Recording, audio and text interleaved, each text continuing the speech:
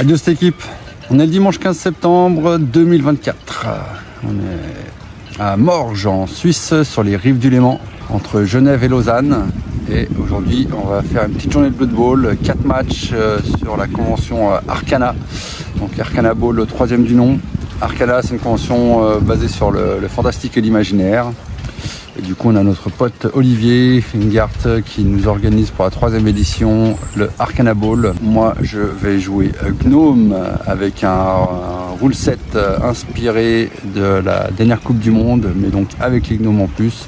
Je vous présente donc tout de suite mon équipe de Gnome. Gnome, oui, mais avec des proxys, en l'occurrence des figurines de pygmées principalement, et des cochons nordiques pour représenter mon équipe du week-end. Donc, mais je pense que les figurines restent assez lisibles pour mes adversaires. Donc il y aura bien sûr les 2 hommes arbres auxquels j'ajoute la compétence garde respectivement. Nous aurons Rumbelow sur sa chèvre, prêt à charger avec ses compétences bien sûr blocage, corne, juggernaut, tacle, crâne épais et son pouvoir de ram. Les 2 pygmées avec un tour de socle vert d'origine qui vont représenter mes gardiens des bêtes. Donc ce sont ceux qui ont la compétence garde actuellement à présent, auquel j'ajoute la compétence esquive pour augmenter leur espérance de vie. Mes 2 cochons nordiques qui vont faire eux office de renard pour aller rattraper la balle si besoin. Mes 2 gnomes qui eux sont tour de socle jaune d'origine, ce seront donc les illusionnistes avec leurs compétences spécifiques de déplacement et auxquels j'ajoute également la compétence esquive. Donc voilà, donc en fait j'ai 6 compétences et un champion dans le format, et avec il y aura 5 joueurs de ligne gnome, donc 13 joueurs plus le champion, 14 joueurs, auquel il y aura également 4 relances et un apothicaire pour essayer de sauver les positionnels de blessures potentielles ou de KO. Ronde 1, j'affronte Danti, coach espagnol qui travaille dans la partie allemande de Suisse du côté de Bâle. Je vous laisse imaginer la sonorité de notre anglais respectif. Il joue gobelin avec 2 trollgardes, une tronçonneuse, un chaînet boulet, un hooligan sournois, un plongeur ou doomdiver pour ceux qui préfèrent, un pogo stick, 5 gobelins dont un tacle plongeant, soit 12 joueurs et seulement 4 compétences. Mais à cela s'ajoute Écorne l'écureuil qui frénétique et Glart Smartsmith.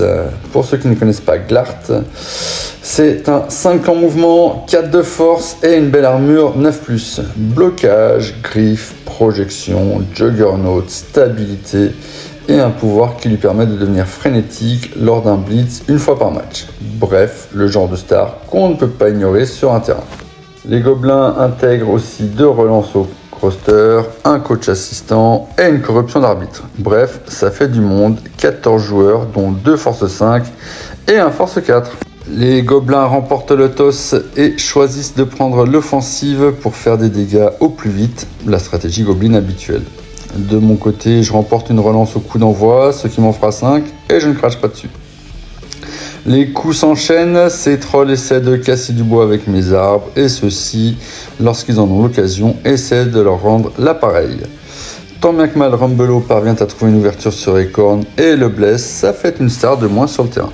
De mon côté, j'encaisse bien les coups et lorsque le hooligan vient agresser Rumbelow, en plus de seulement le sonner, il se fait voir par l'arbitre.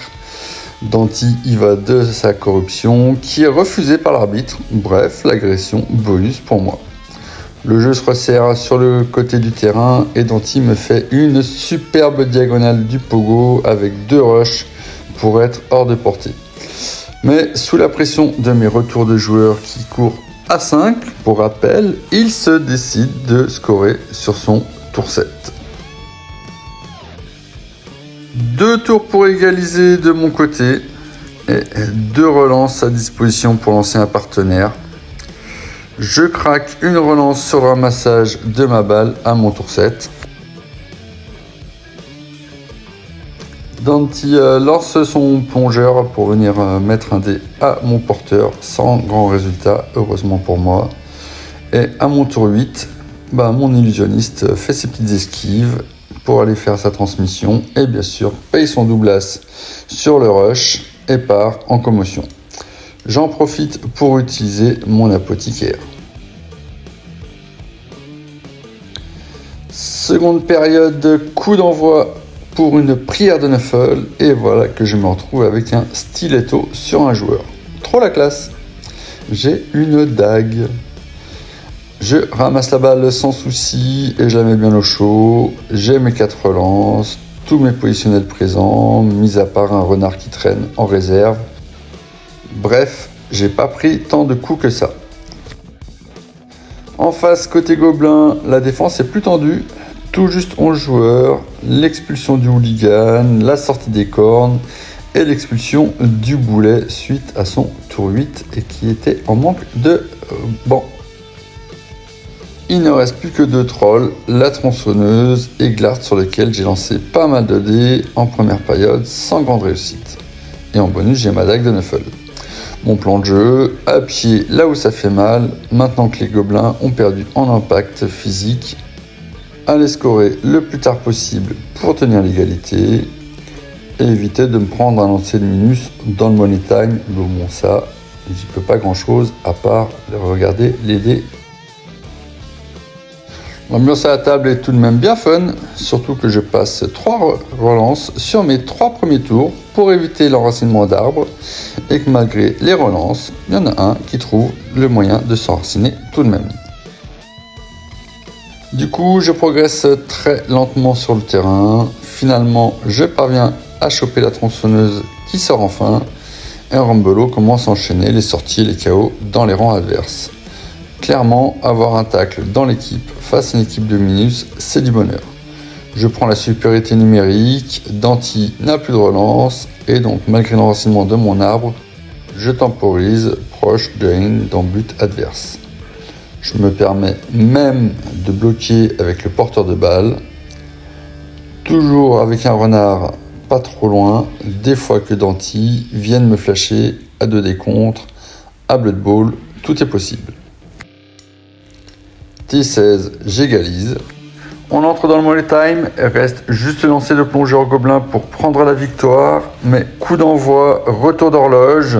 Danti sans relance ne rate strictement rien. Au moment du lancer de gob, Nuffle décide de souffler bien fort en diagonale. Il atterrit dans la zone d'attaque de Rumbelow et c'est la chute. Groove de soulagement de mon côté, match nul.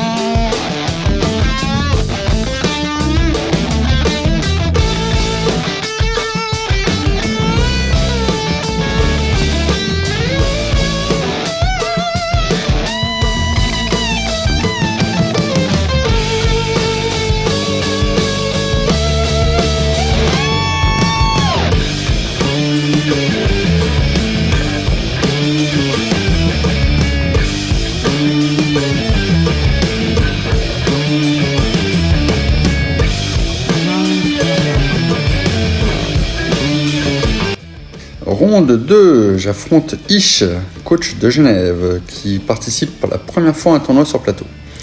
Il me dit avoir pas mal d'expérience en ligne et en ligue sur plateau dans une boutique de Genève. Il pointe avec des Amazones, les 2 Jaguars, les joueuses Force 4 qui ont la compétence défenseur avec la compétence blocage pour les 2. Les 2 blitzeuses piranha avec lutte pour les 2, une lanceuse blocage, 8 line women, dont une avec la compétence coup de pied précis et une avec la compétence joueuse déloyale, 4 relances, pas d'apothicaire. Mais bon, 13 joueuses, toutes avec la compétence esquive, c'est du solide. Il récupère la balle et gère sereinement son attaque. Ses esquives sur ses joueuses me posent clairement des problèmes, seul Rumbelow est armé pour le gêner. Je dois donc composer avec, blitzer avec et le protéger pour ne pas le perdre prématurément. Ish progresse plus vite sur le terrain que je ne peux revenir en défense. Tour 6, j'y vois une opportunité à 2 déporteuses, à grand coup d'esquive en série et de rush. Mais je chute avec le blitzer au moment fatidique. Il fait de la place autour de sa lanceuse, mais il reste tant bien que mal un gnome au contact. Il esquive et c'est la chute. J'exulte, le tournant du match. La lanceuse prend une blessure, ce sera une bloqueuse de moins pour la suite. La balle pop, je récupère avec le renard, me faufile entre les jambes de tout le monde, vive les esquives de plus, et je cache autour pour assurer le 0-0 à la mi-temps. Ish n'a pas le sourire, et je le comprends, ça doit être sa 3e esquive du match, la seule importante, et c'est l'échec. 0-0 à la mi-temps, à mon tour d'attaquer. Le coup d'envoi ne donne rien de fou, je récupère la gonfle sans souci, et j'y vais joyeusement avec mes arbres et Rumbelow toujours présent.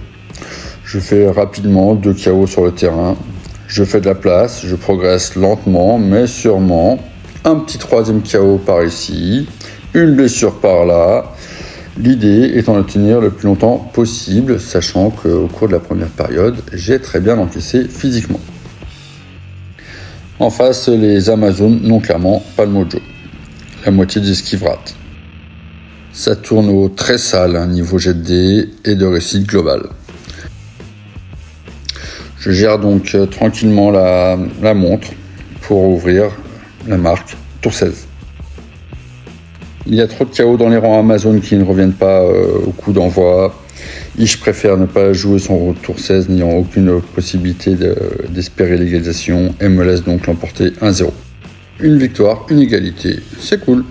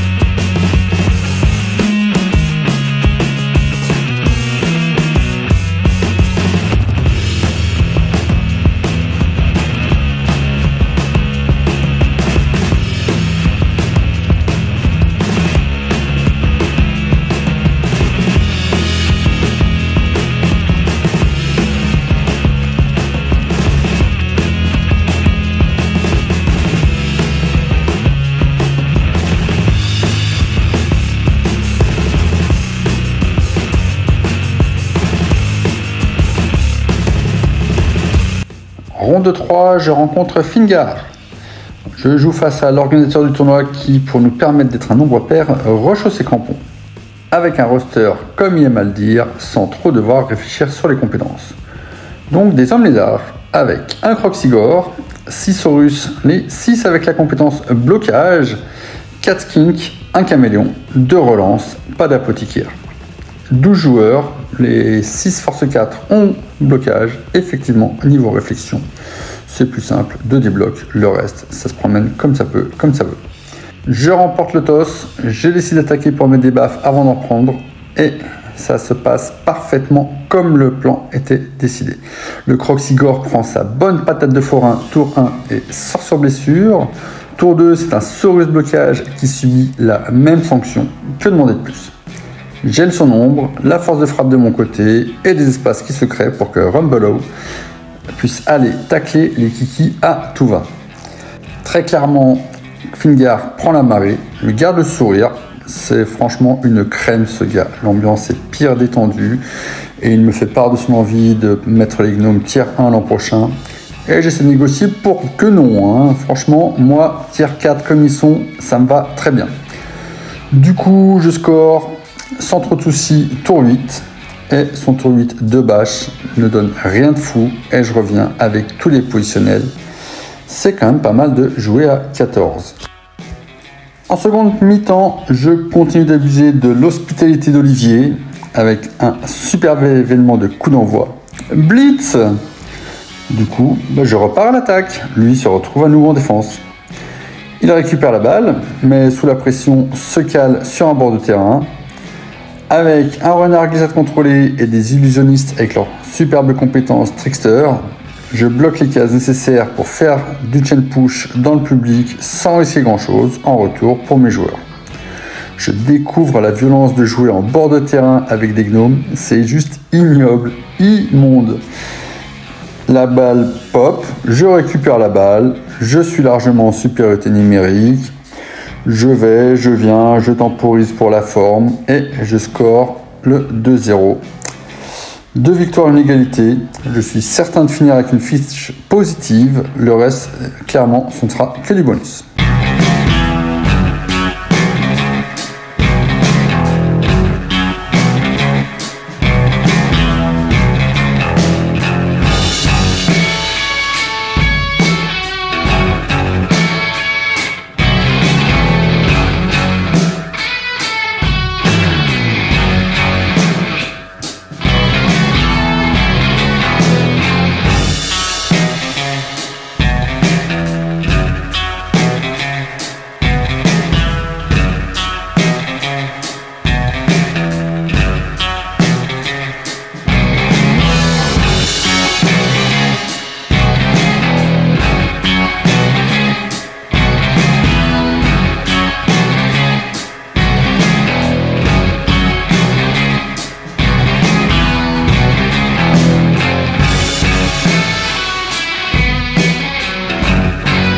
Ronde 4, la finale.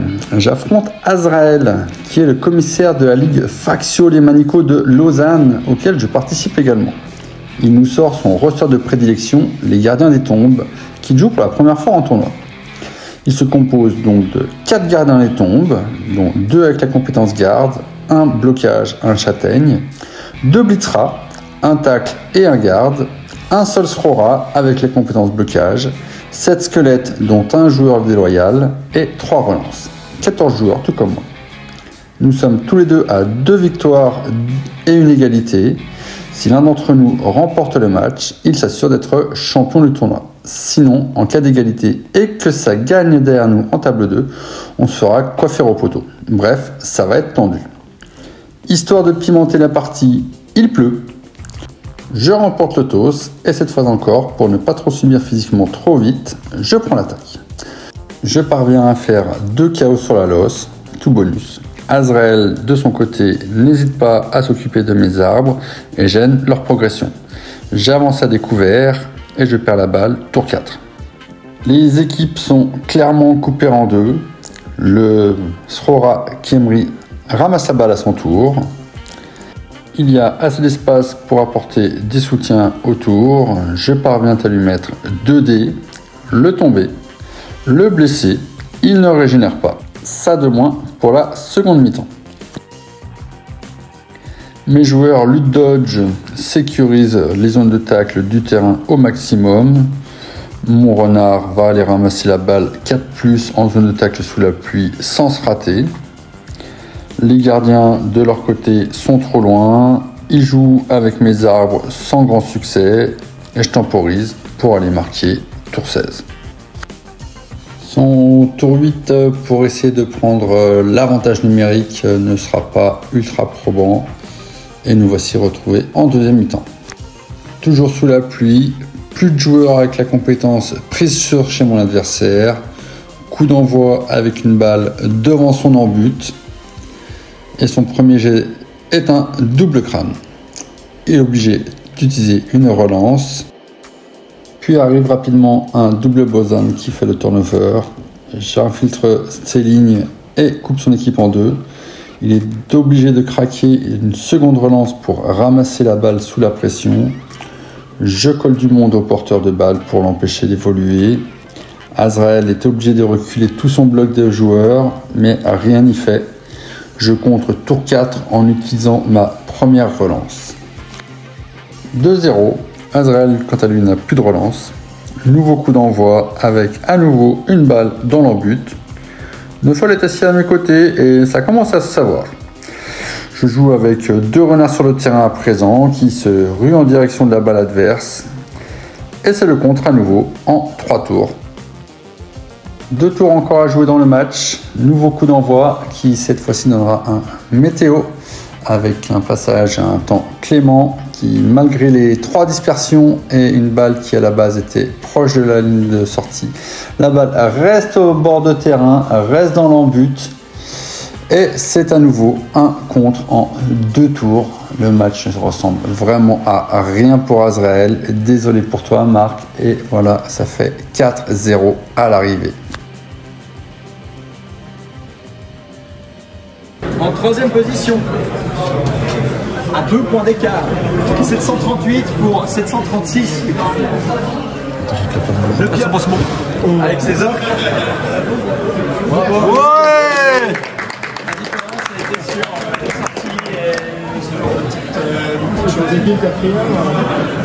quatrième, Smashing Tompkins. En 2e position, avec 838 points, Siggy. Ah ouais, avec ses Thank you. Joli, bravo. Avant de passer au premier, parce que nous sommes un tournoi pas du tout fair play, un prix spécial, il y avait les gros bras avec 13 sorties contre 12 pour les Smashing Tompkins et 11 pour les Red Smart. C'est les Lucie Mondial, c'est moi. Et puis ensuite, parce qu'il triche, je suis sûr, parce que les gnomes sont beaucoup trop forts, il a eu la première place, la meilleure offense et la meilleure defense. Bien joué. Avec les gnomes. Moi je sais qui j'invite plus. Hein. Le scoring total. Je veux voir. Moi je suis à la fin. Ah, tu veux à quel point à la fin à quel point tu sous ma. Donc on a Magic, Siggy, Le Club, Azrael, Otis, Danti, Zou, moi, Noaxi, Tortuman, Ish et Bento.